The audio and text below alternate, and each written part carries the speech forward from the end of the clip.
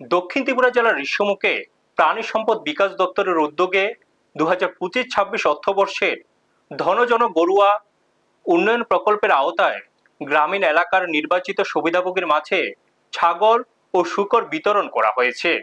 একটি বর্ণাঢ্য অনুষ্ঠানের মাধ্যমে এই প্রাণী সম্পদ তুলে দেওয়া হয়।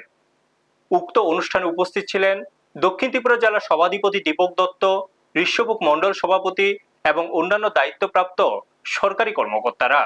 এই বিশেষ উদ্যোগের মূল লক্ষ্য হল গ্রামীণ অর্থনীতিকে আরো শক্তিশালী করে তোলা, স্বনিযুক্তির নতুন সুযোগ তৈরি করা এবং প্রাণী সম্পদ পালনের মাধ্যমে গ্রামীণ পরিবারগুলোর আয় বৃদ্ধি নিশ্চিত করা।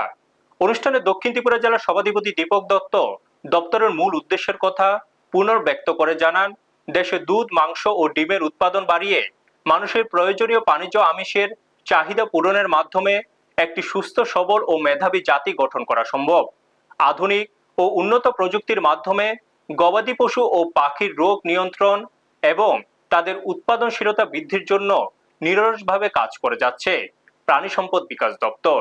ব্যুরো রিপোর্ট, নিউজ তৎকাল 24। আপনি যে সরকার থেকে এই সমস্ত জিনিস পেয়েছেন, আপনি কতটুকু উপকৃত হয়েছেন এবং কি কি পেয়েছেন?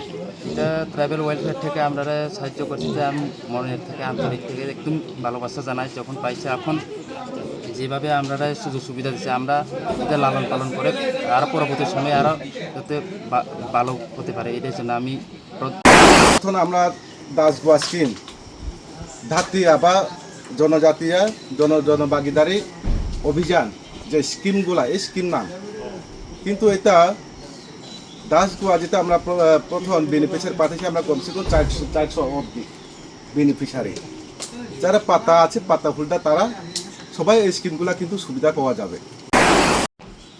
সমস্ত প্রকল্প এই স্কিমের মধ্যে রয়েছে। এটার উদ্দেশ্য হলো জনজাতি এলাকাকে উন্নয়ন করা।